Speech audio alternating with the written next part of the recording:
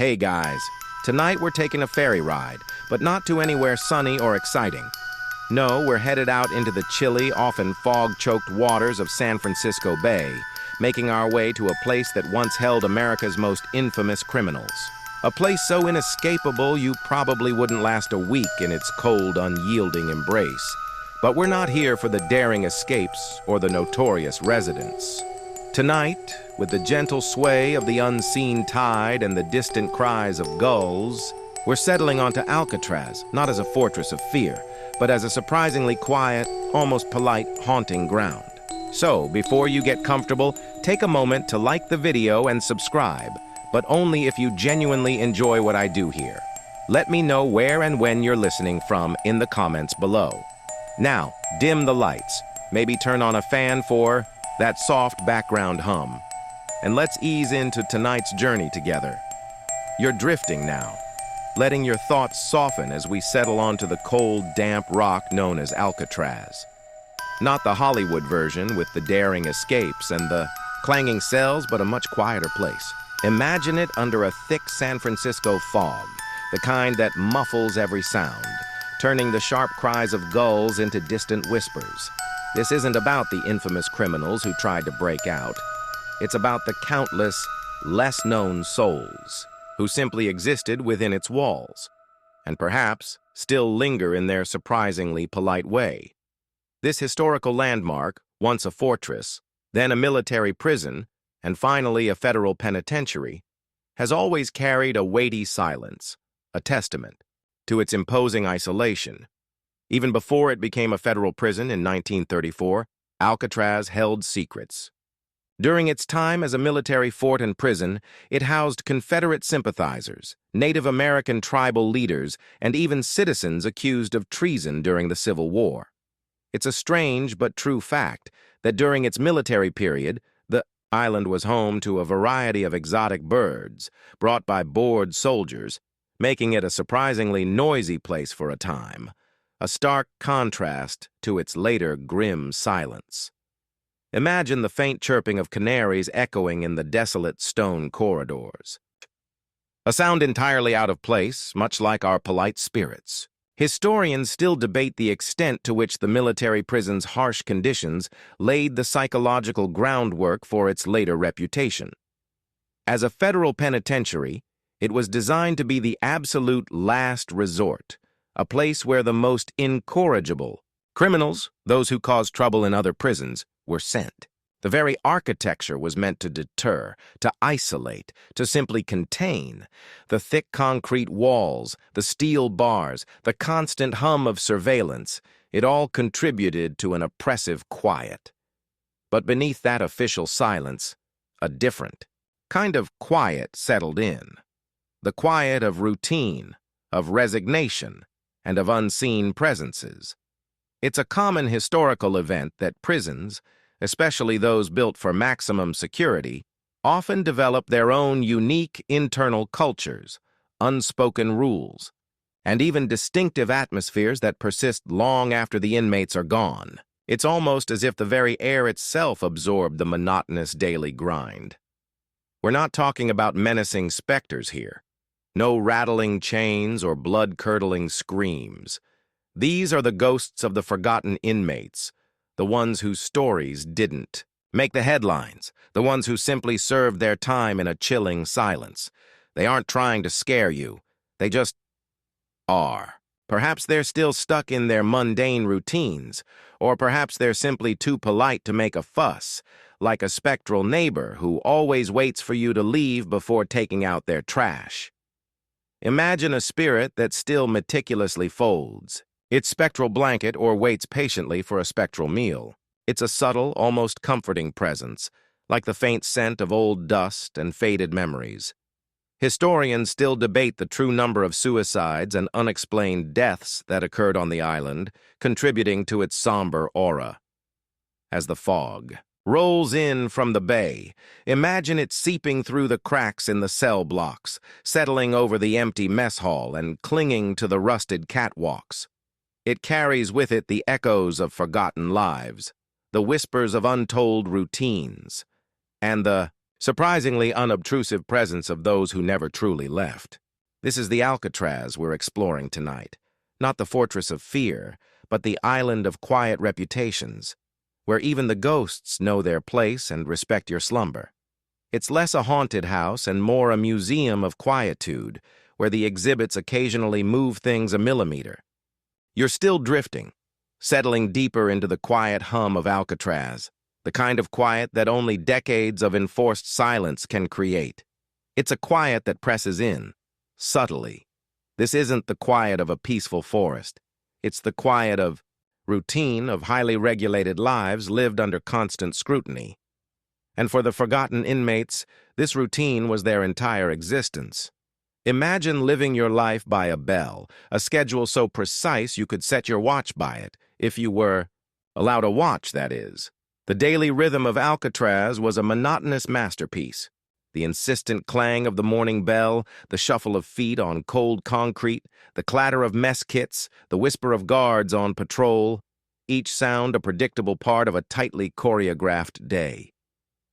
From the moment the lights flickered on, at 6:30 a.m. to the final lights out at 9:30 p.m., every action, every movement was dictated. Breakfast, work assignments, lunch, recreation, dinner, count, repeat, day after day, year after year. It's enough to make even the most adventurous spirit yearn for the sweet release of a slightly disorganized sock drawer. This rigid adherence to schedule, a common historical event in penitentiaries designed for control, was intended to break the will, not just of the unruly, but of everyone. This wasn't just about control. It was about containment. The rules extended beyond physical movement to every aspect of an inmate's life. Limited conversation, censored mail, minimal personal possessions. The idea was to strip away individuality, to reduce life to its most basic, predictable functions.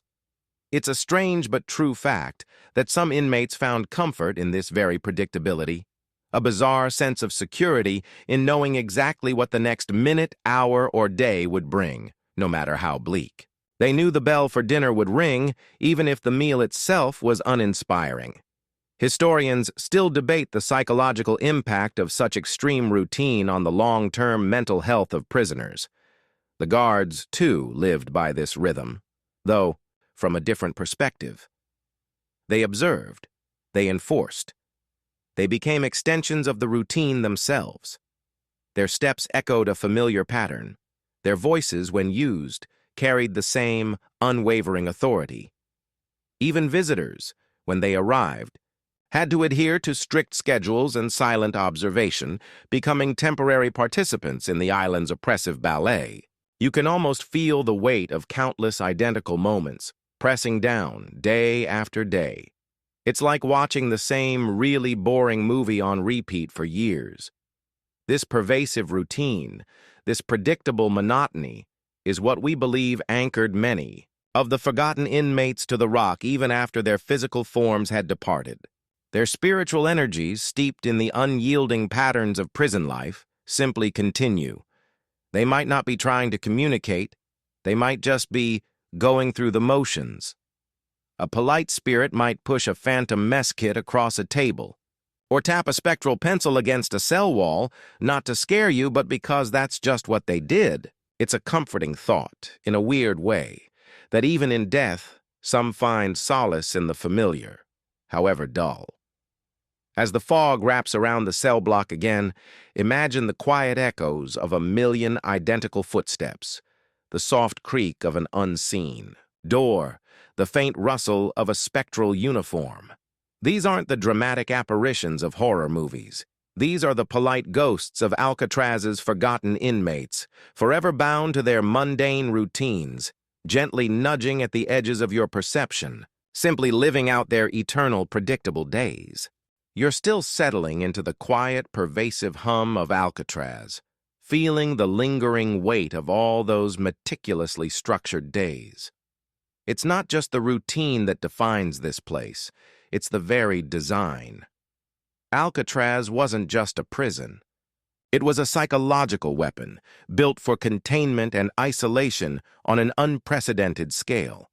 Imagine living in a box, knowing that outside that box is freedom, but between you and that freedom lies a mile of freezing, shark-infested water and a fortress designed by people who clearly had a master's degree in making things impossible. The location itself was the first layer of defense, a remote island in a notoriously treacherous bay. Even if you managed to get out of the prison walls, the chilling currents and unpredictable weather of San Francisco Bay were formidable guardians.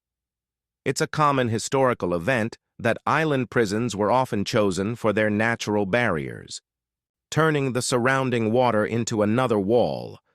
But Alcatraz amplified this, making escape from the island itself an almost mythical feat. It's a strange but true fact that the water around Alcatraz is rarely below 50 degrees Fahrenheit, 10 degrees Celsius, cold enough to induce hypothermia in less than an hour, even for a strong swimmer. So, even if you were a champion swimmer, the bay was quietly plotting your demise. Historians still debate whether any inmate truly survived a swim to the mainland after escaping the walls. Then there's the architecture. The thick, reinforced concrete walls, the narrow windows looking out onto nothing but sky or bay, the intricate network of steel bars that were specifically designed to prevent sawing or bending. Every element was chosen to minimize human interaction and maximize psychological detachment. The cells, small and stark, were not meant for comfort, but for solitary reflection, or perhaps solitary descent into madness. You can almost feel the cold, unyielding surfaces around you, absorbing light and warmth. It's like being sealed inside the world's most boring yet terrifying concrete egg carton. The constant sounds of the prison, the echoing footsteps of guards, the distant clanging of a door, the whir of machinery, and the ever-present drone of the bay itself, all contributed to an atmosphere of relentless containment. Even the sounds from the mainland, carried across the water on clear nights, like the distant laughter from a party or the music from a jazz club, served only to highlight the inmates' profound isolation. It was a cruel auditory taunt, a reminder of a world they could hear but never touch. This type of sensory deprivation, or rather, sensory control, is a common historical event in punitive systems, used to break down resistance. This extreme isolation wasn't just about security. It was about stripping away a prisoner's sense of self, making them acutely aware of their powerlessness. For the forgotten inmates, perhaps this very feeling of being contained, of being utterly cut off, persisted beyond life. Their spirits might simply continue to exist within these familiar, unyielding confines, unable or unwilling to cross the very barriers that define their earthly existence. They're not trapped in the dramatic horror movie sense, they're just still contained. As the fog presses closer, imagine it filling every crack in the concrete, every gap between the bars. It's not just moisture, it's the lingering presence of overwhelming containment. This is why even the most polite ghosts of Alcatraz feel so pervasive. They are a natural, quiet extension of the island's very purpose. They are the unseen residents of isolation, forever held by the rock. You're still wrapped in the pervasive quiet of Alcatraz, the lingering sense of containment, almost a physical presence. But it wasn't just the inmates who felt the rock's unique atmosphere. There was another community living on the island, a community that also experienced its profound isolation and peculiar rhythms, the guards and their families. Imagine living literally next door to the nation's most dangerous criminals, with the ever-present clang of steel and the distant hum of the bay as your lullaby. Sounds like a blast for family game night, right? Life for the guards was a strange duality. By day, they were figures of authority, enforcing the strict no-fun rules of the federal penitentiary.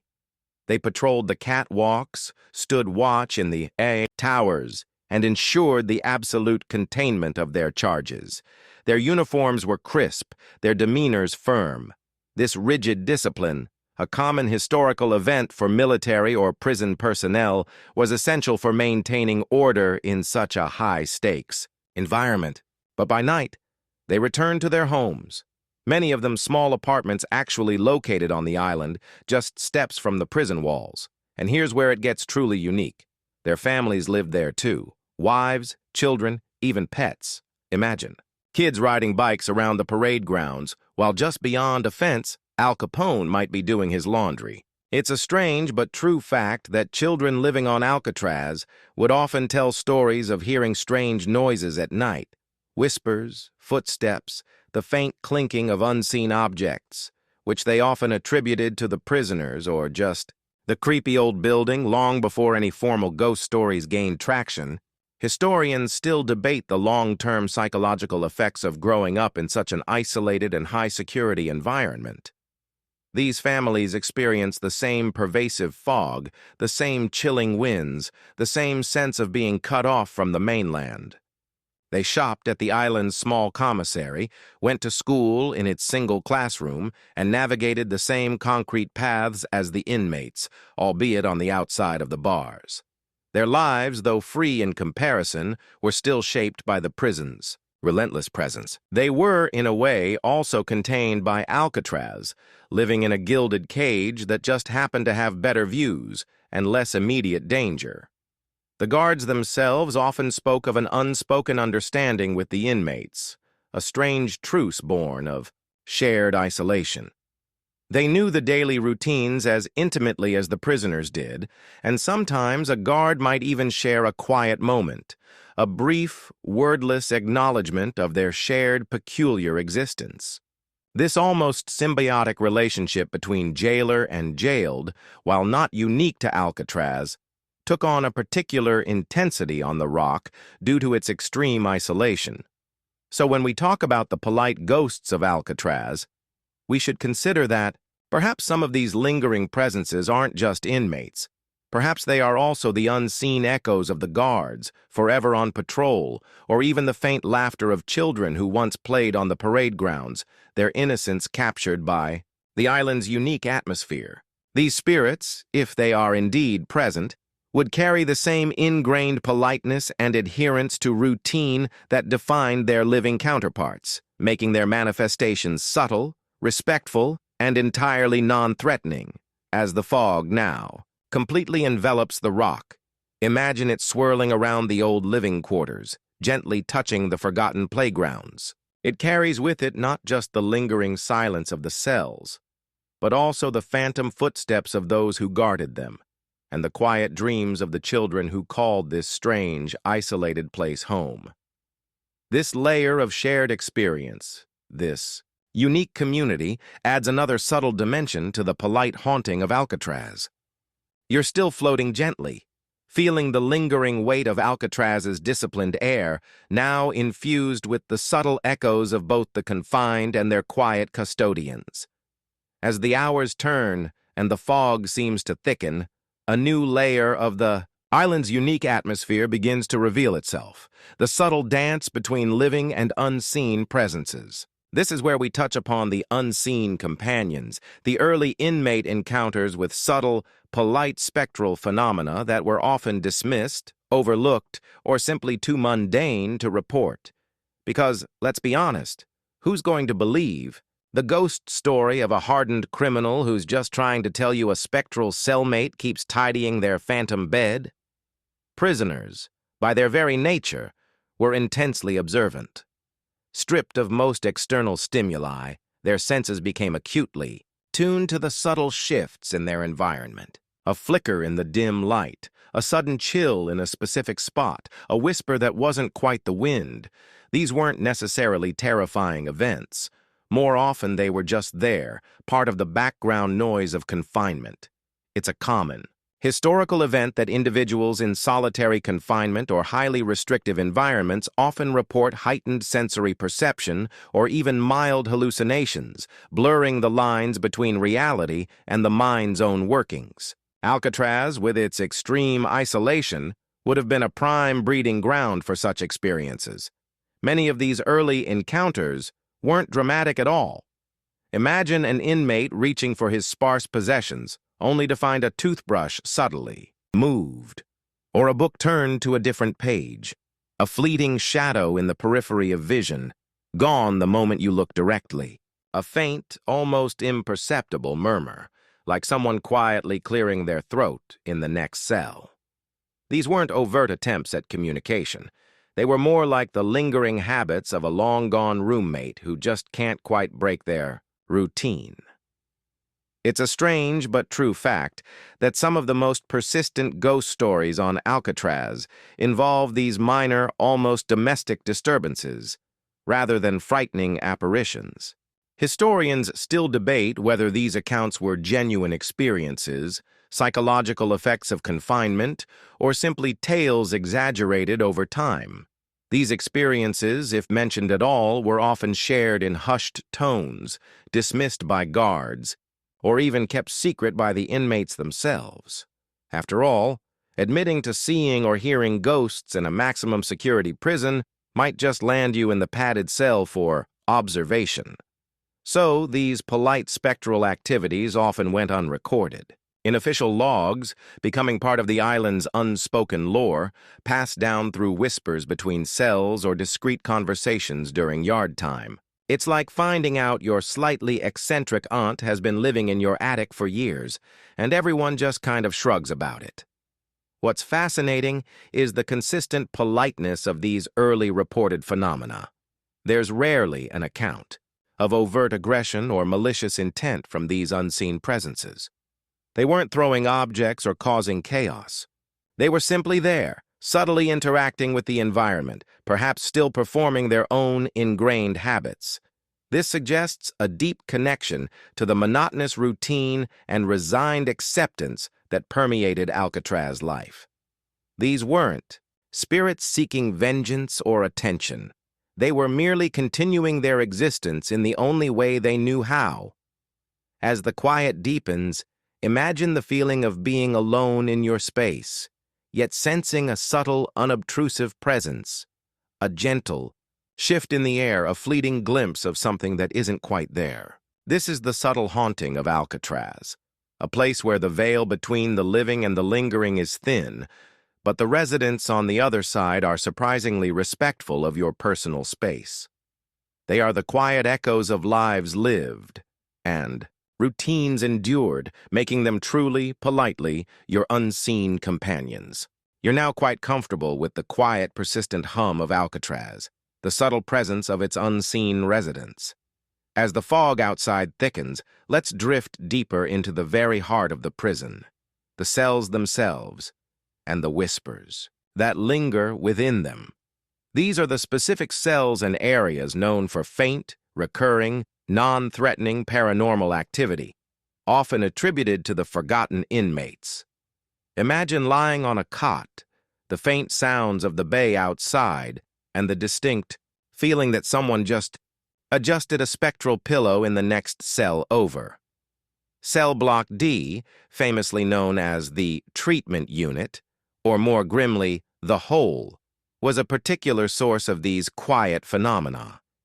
Designed for solitary confinement, these cells were darker, smaller, and even more isolated than the standard cells. Inmates sent to the hole experienced extreme sensory deprivation, often for days at a time. It's a common historical event that solitary confinement cells, due to their oppressive nature, are often reported as sites of intense psychological distress and, consequently, supposed paranormal activity in many prisons worldwide. But here, the activity often manifests as something surprisingly mild, almost a polite knock on the door of sanity. Accounts from both former inmates and guards speak of faint whispers emanating from empty cells, sometimes sounding like muffled conversations, other times like indistinct murmurs. You might hear the subtle scratching of a phantom pencil against a stone wall, or the soft shuffling of unseen feet on the concrete floor, always just out of sight. One strange but true fact is that some former guards reported a recurring cold spot in cell block D, specifically near cell 14D, that wasn't tied to any draft or external temperature change. It was a peculiar, persistent chill, as if a window had been left open in an otherwise sealed stone box. Historians still debate the subjective experiences of solitary confinement and how they might contribute to such reported phenomena. These aren't the dramatic slam-bang events of a horror film. No, the ghosts here are more like spectral housemates who are terribly considerate. They're just being. Perhaps an inmate who spent years meticulously cleaning their cell now perpetually wipes down a phantom surface, or one who endlessly paced now creates imperceptible echoes. It's almost as if the sheer monotony of their existence in those cells has imprinted itself onto the very fabric of the prison. The ultimate habit energy, perhaps? Imagine a faint, rhythmic clink in the distant echo of a cell block, like a small, unseen spoon gently tapping against an unseen bowl during a spectral mealtime. It's consistent, but never alarming. Or the subtle groan of an old bunk frame, even when no one is there. These are the soft imprints of confined lives, playing out their eternal quiet routines. It's almost endearing, in a chilling sort of way, to think that even in death, some souls can't break their habits.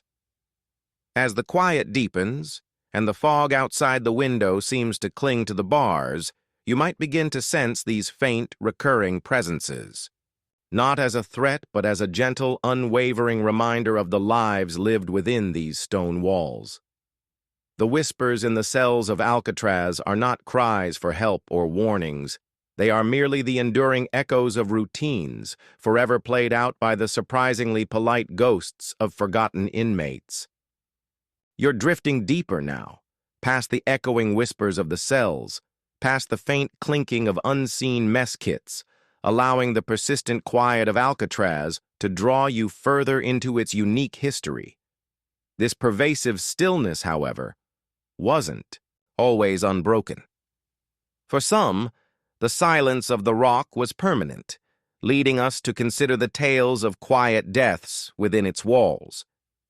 We'll delve into the documented and often undocumented deaths on the island, and how some of these led to persistent, gentle hauntings, far removed from the dramatic portrayals of fiction. After all, if Hollywood made a movie about a ghost who just tidies up quietly, would anyone buy a ticket? Probably not, which is exactly why it's perfect for drifting off. Alcatraz, despite its fearsome reputation, actually had a relatively low number of deaths compared to many other prisons of its era. However, each death within its confines was magnified by the island's isolation and the brutal finality it represented. Most deaths were due to natural causes, illness, or the occasional escape attempt gone wrong, usually swallowed by the frigid bay. It's a common historical event that prisons, particularly those with long sentences, inevitably face the challenge of inmate mortality due to health issues exacerbated by confinement. But then, there were the suicides, in a place designed to crush the spirit. It's perhaps not surprising that some inmates chose to end their own torment. These were often solitary, desperate acts carried out in the bleak privacy of their cells. A strange but true fact is that one inmate, in a seemingly calm act of defiance, chose to end his life by meticulously cleaning his cell, then using a carefully sharpened spoon to sever an artery. No dramatic screams, no struggle, just a quiet, deliberate surrender to the rock's overwhelming despair. Historians still debate the full extent of psychological deterioration experienced by inmates, which could lead to such desperate acts.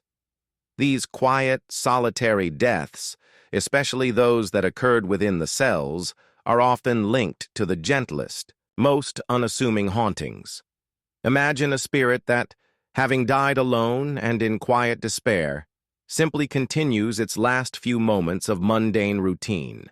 Perhaps they endlessly check their pulse or gaze out a phantom window at the distant lights of San Francisco, a constant, polite yearning for a world beyond their reach. Their lingering presence isn't a cry for help.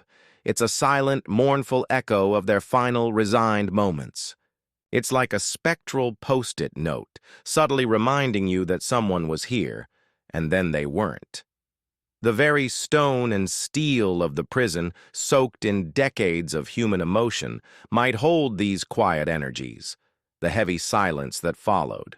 Each death would have settled back into the routine, but the energy of that final quiet moment might have remained. This phenomenon of spirits remaining tied to the place of their demise is a common belief in many cultures, but on Alcatraz, it takes on a uniquely subdued quality. As the fog now feels like a comforting blanket around the island, imagine the faint imprints of these quiet departures.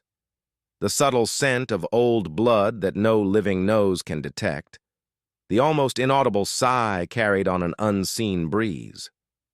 These are the surprisingly polite ghosts born from quiet deaths on Alcatraz, their lingering presence a gentle, almost melancholic whisper in the vast, empty corridors of the rock. You're now fully immersed in the quiet, almost melancholic atmosphere of Alcatraz, the soft echoes of quiet departures still lingering in the air. As you drift, consider this. The very nature of Alcatraz's design, its purpose of absolute containment, might have led to something truly unique for those who passed within its walls. We're talking about the profound concept of beyond the bars, still confined. Imagine being so thoroughly isolated in life that even death can't quite sever the ties to your old routine. It's like retiring from your job, only to find your ghost, still dutifully logging into a spectral work portal. Alcatraz was often called the Rock, not just for its physical composition, but for its psychological grip. It was designed to be the end of the line, a place from which there was no return, either physically or often, mentally. For inmates who spent decades within its walls, the prison became their entire world. The daily routines, the narrow confines of their cells, the limited interactions. These weren't just conditions. They were their reality. It's a common historical event that long-term incarceration can lead to institutionalization, where individuals become so accustomed to prison life that they struggle to adapt to the outside world, even after release. A strange but true fact is that some former inmates, upon being released from Alcatraz, found the freedom of the outside world more terrifying than the structured confinement they had known for years. They missed the predictable clang of the bell, the familiar faces of their guards, the very monotony that had once driven them to despair. This profound psychological imprint, this almost symbiotic relationship with their confinement, suggests that for some, the essence of Alcatraz had truly become a part of them. Historians still debate the extent to which this institutionalization affected inmates' ability to reintegrate into society. So, for those who died within Alcatraz's walls, especially the forgotten inmates who had lived long, quiet lives of routine, it's plausible that their spiritual energies remained tethered to the familiar. They aren't trapped by malevolent forces. They're simply adhering to the last known set of rules. Imagine a spirit that still meticulously walks the length of its cell, back and forth, because that's what it did for 30 years. Or one that still patiently waits for the evening count, even though there's no one left to count. It's not terrifying. It's just a poignant, quiet continuation. These polite lingerings are a testament to the rock's enduring power, a subtle confirmation that once you truly belonged to Alcatraz, it kept a piece of you, even after your physical form was gone. The spiritual echoes are not a cry for release, but rather a quiet acceptance of eternal confinement, a ghostly institutionalization. It's less like a haunting and more like a never-ending, extremely boring work shift. As the fog rolls in, completely obscuring the Golden Gate Bridge, imagine the feeling of being utterly, profoundly accustomed to your surroundings, even when those surroundings are a cold, damp prison. This is the quiet reality of Alcatraz's beyond the bars, still confined spirits, politely, perpetually, and paradoxically, still serving their time. You're still floating gently, feeling the deep, almost ingrained stillness of Alcatraz, a stillness that seems to echo with the lives lived within its impenetrable walls. We've talked about the routines, the isolation, and even the quiet deaths. Now let's consider a fascinating concept that might explain the very nature of our polite ghosts, the human element of haunting. Specifically, how the inmates' ingrained obedience and resignation to authority hammered into them day after day might manifest even in their spectral forms. It's like a spectral office worker who still instinctively straightens their phantom tie every morning, even though their body has long since left the building. Life at Alcatraz was defined by absolute deference to authority. Every order was to be followed, every rule obeyed, without question or hesitation. Disobedience was met with swift and severe consequences, from solitary confinement to loss of privileges. This constant pressure to comply, this stripping away of individual will, became deeply ingrained in the psyche of the inmates. It was more than just behavior. It was a way of being.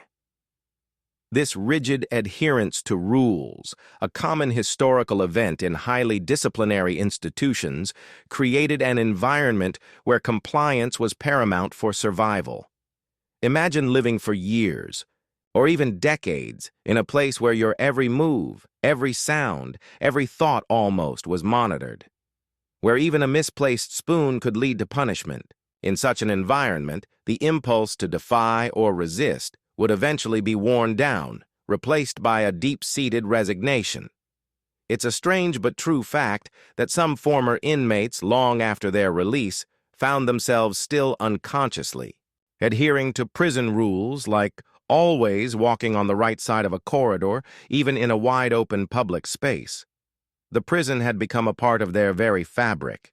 Historians still debate the long-term psychological impact of such extreme disciplinary regimes on individual autonomy. So, if a spirit lingers on Alcatraz, imbued with the energies of its former occupant, it's logical that these lingering presences would carry the same ingrained politeness and adherence to protocol. They're not polite because they're friendly. They're polite because that's how they learned to exist within those walls. A spectral tap on the wall might not be a scary warning, but simply a phantom inmate respectfully signaling "lights out" to an unseen neighbor. A spectral shuffle of feet might not be a ghostly chase, but merely a precise, disciplined walk from cell to mess hall, adhering to a schedule that no longer exists. These manifestations are not about terrifying visitors. They are about continuing a deeply embedded way of life. The polite ghosts of Alcatraz are merely performing their eternal duties, their lingering energy still bound by the unseen rules of the rock. They are the ultimate example of institutionalization, a haunting not of malice but of quiet, eternal compliance. It's almost like a spirit that keeps its spectral hands clasped behind its back during spectral yard time, just as it was always told to do. As the fog presses in, blanketing the island in its silent embrace, imagine these unseen figures moving with a quiet precision, their ghostly forms still adhering to the invisible lines of authority. The human element of haunting on Alcatraz isn't about fear. It's about the profound, sometimes poignant, persistence of ingrained behavior, even beyond the veil of life.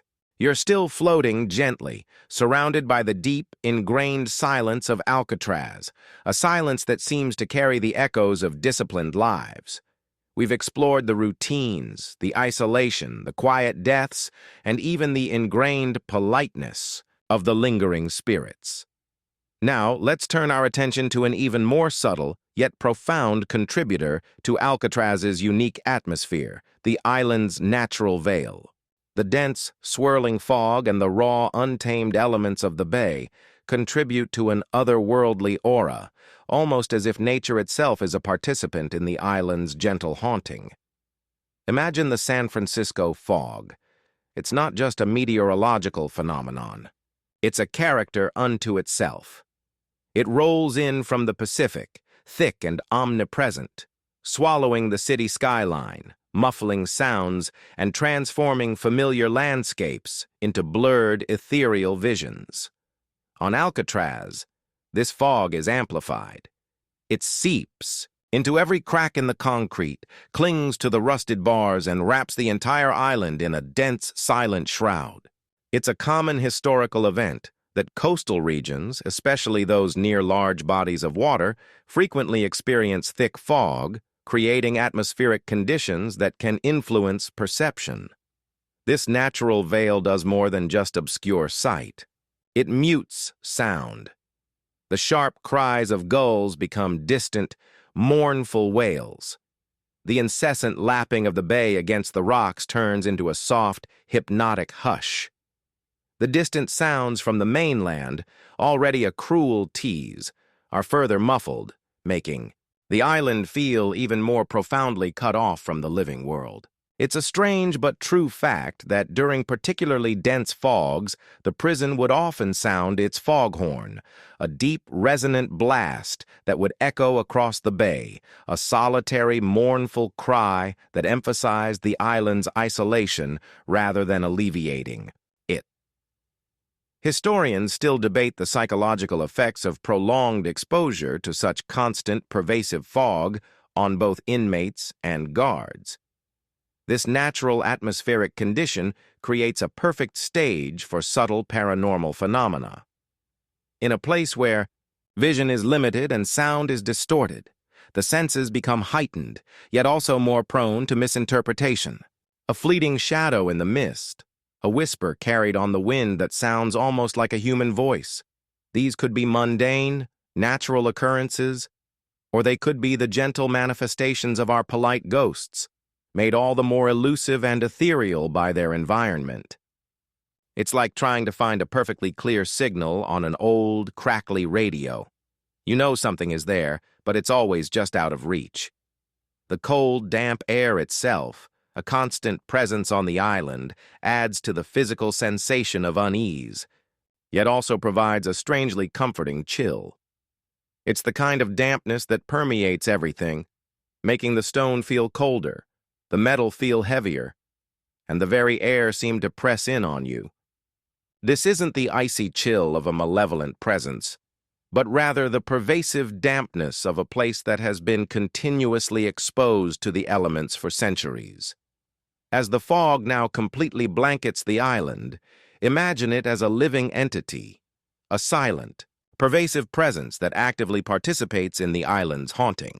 It enhances the subtle whispers, softens the phantom footsteps, and transforms fleeting glimpses into ethereal visions. Alcatraz's natural veil doesn't just hide the prison. It helps reveal its unique, quiet, and surprisingly polite, spectral residents, making them an inseparable part of the island's very fabric. You're still drifting, enveloped in Alcatraz's profound quiet. A silence woven with routine, isolation, and the natural veil of the San Francisco fog. We've explored the inner world of the rock and its lingering residents.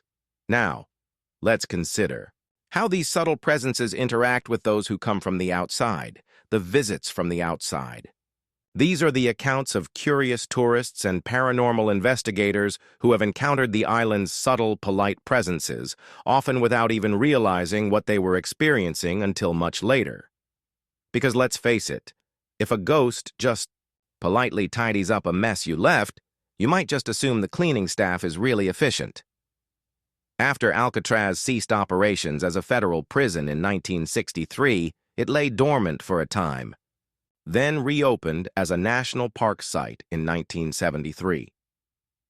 This transformation brought a new kind of inhabitant to the island, the curious visitor. Millions of people have walked its corridors, peered into its cells, and listened to the audio tours that recount its infamous past. These visitors, unlike the inmates, arrive with expectations of history, perhaps a touch of morbid curiosity, but rarely with a keen awareness of the subtle spectral energies that might linger.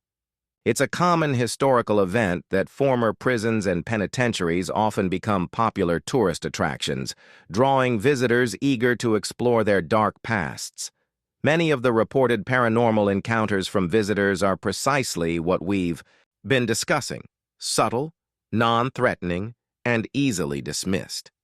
A sudden, inexplicable cold spot in a seemingly warm area, a fleeting shadow caught in peripheral vision, a distant murmur that sounds almost like a voice but isn't quite decipherable.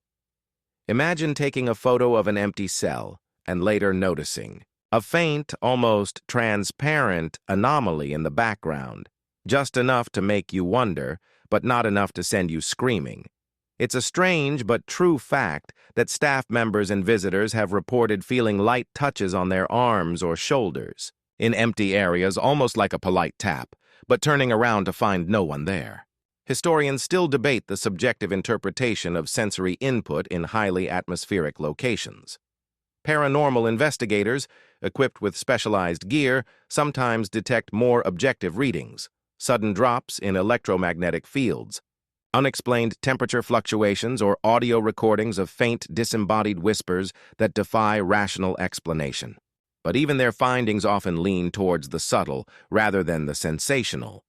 These are not aggressive poltergeists. These are echoes of routine, lingering habits, and quiet presences that simply are. They continue their unseen existence, largely unconcerned with the living who now wander their former domain. It's like discovering your old, boring neighbor still occasionally waters his spectral lawn, even though you tore down his house years ago. The politeness of these encounters is what truly sets Alcatraz apart. The lingering spirits aren't trying to make their presence dramatically known. They are simply a part of the island's unique atmosphere, subtly interacting with the environment as they always have. Perhaps their ingrained compliance from their living days carries over into their spectral existence, making them exceptionally well-behaved specters. As the quiet deepens around you, imagine yourself walking through those old cell blocks, feeling that inexplicable chill or hearing that faint, almost imperceptible whisper. These are the polite ghosts of Alcatraz, making their subtle presence known to those from the outside, quietly, respectfully, inviting you to share in the enduring mystery of the rock. You're gently drifting, feeling the subtle presence of Alcatraz's quiet spirits, now accustomed to their polite ways. We've seen how they interact with visitors and how the island's natural veil adds to their mystique. Now, let's consider a deeper, more profound aspect of these hauntings: the maintenance of the manifestation. The consistent, predictable nature of these subtle paranormal occurrences suggests a deep-seated pattern rather than chaotic, unpredictable energy. It's almost as if the spirits have their own spectral shift schedule, and they always clock in on time because, well, they're polite. Unlike many dramatic hauntings that involve unpredictable poltergeist activity or sudden, terrifying apparitions, the paranormal reports from Alcatraz often describe repeated subtle phenomena that occur in specific areas and in consistent ways. The same cold spot in cell block D, the same faint whispers in certain cells, the recurring sense of a presence in the dining hall. This isn't random. It's almost organized. It's a common historical event that recurring events, even supernatural ones, often develop a pattern, lending them a strange sense of reliability. This predictability suggests that the lingering energies aren't volatile or angry. Instead, they seem to be reflections of the rigid routines and highly disciplined lives lived on the island. Imagine an inmate who spent years performing a specific task, like polishing the same section of a rail, or meticulously making their bed. It's a strange but true fact that some recurring phantom sounds on Alcatraz are described as the quiet clinking of keys or the subtle rustle of official papers, suggesting the continued quiet work of spectral guards. Historians still debate the extent to which a place's emotional history can imprint itself onto the physical environment. This means the maintenance of these manifestations isn't about conscious effort from the spirits.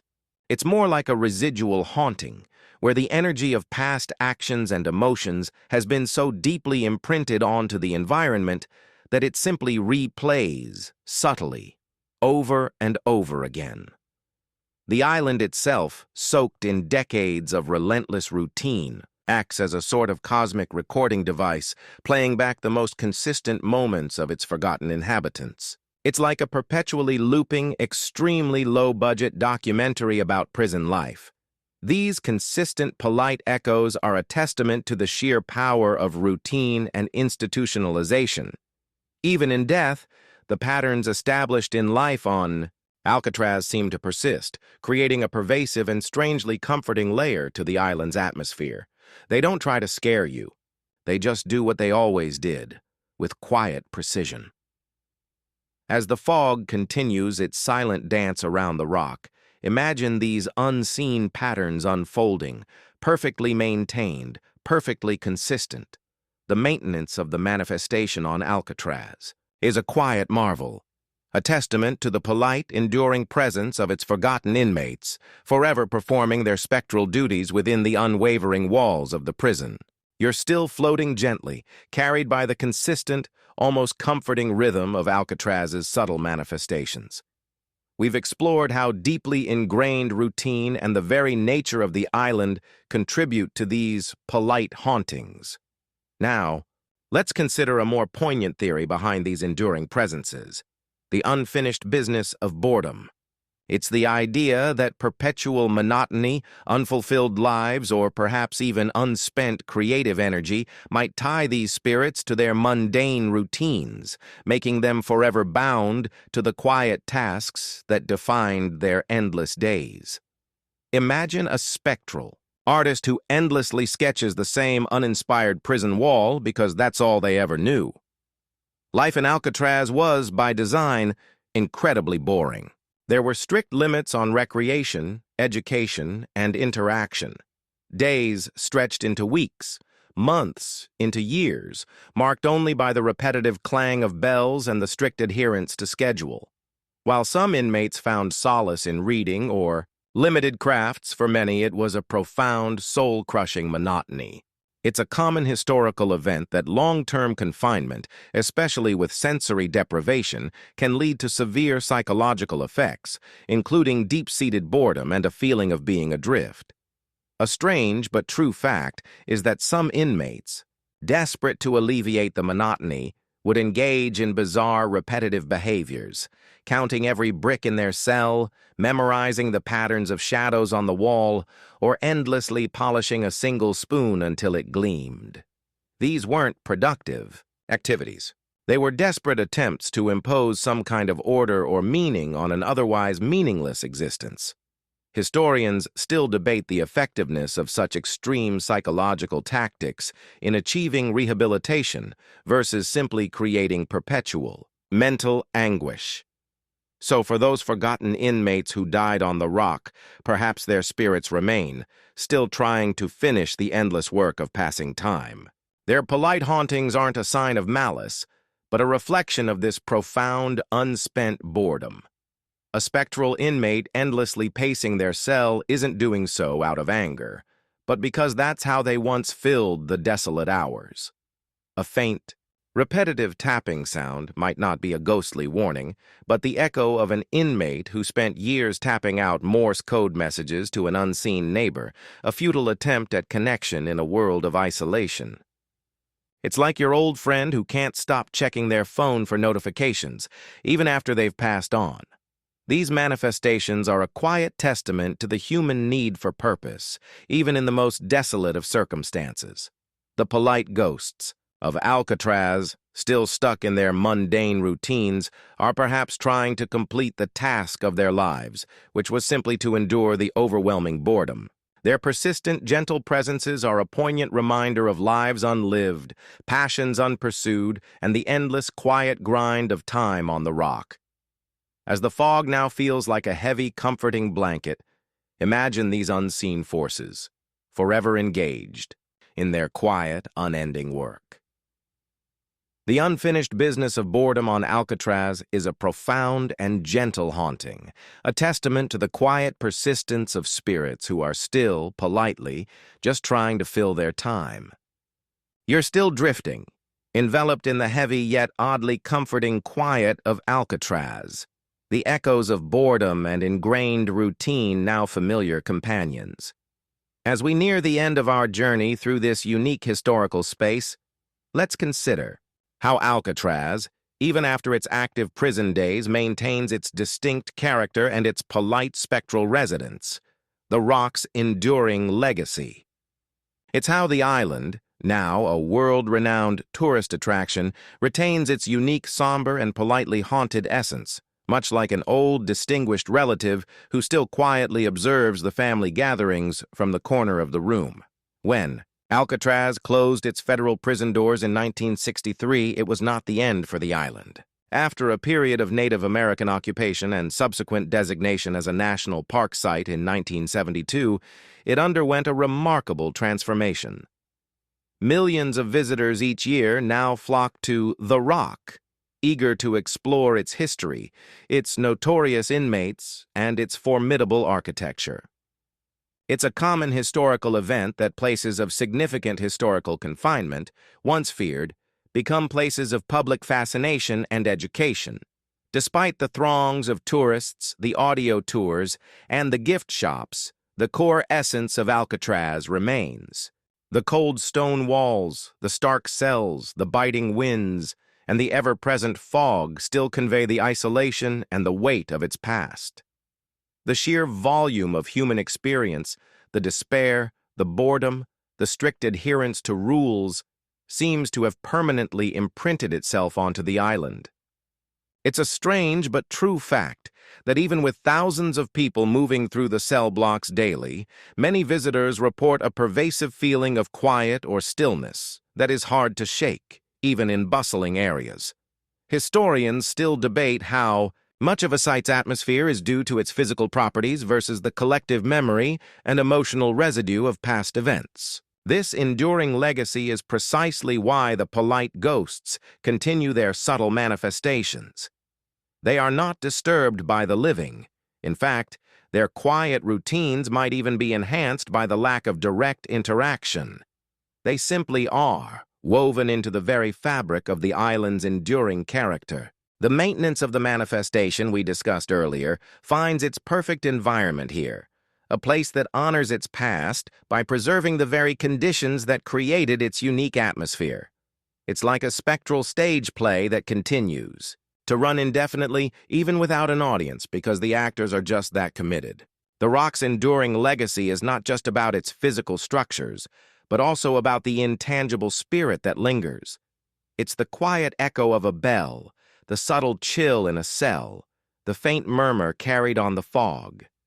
These polite presences are a constant, gentle reminder that the stories of the forgotten inmates, their lives of routine and quiet endurance, are still being played out, silently, perpetually, within Alcatraz's unyielding embrace. As the fog begins to thin slightly, revealing a faint glimpse of the distant Golden Gate Bridge, imagine the island not just as a monument of stone and steel, but as a living museum of quiet spirits. The Rock's enduring legacy is a testament to its unique, somber charm and the surprisingly polite ghosts who continue to call it home. You're still drifting, cradled by the familiar deep quiet of Alcatraz, a silence now infused with the subtle echoes of its enduring legacy and its polite spectral residence. As the last tendrils of fog begin to dissipate, revealing a faint, almost dreamlike glimpse of the mainland, it's time to ease fully into the final moments of our journey. Drifting into the fog, we will conclude by accepting Alcatraz's quiet, respectful spirits as an inseparable part of its unique historical fabric, guiding you gently into a restful slumber. Alcatraz, the Rock, is more than just a decommissioned prison. It's a paradox, a place of harsh confinement that now hosts millions of free visitors. Yet, it retains its profound essence, not through dramatic tales of terror, but through the understated persistence of its past. The forgotten inmates, those who lived out their monotonous routines within its walls, never truly left. Their quiet presence isn't meant to frighten.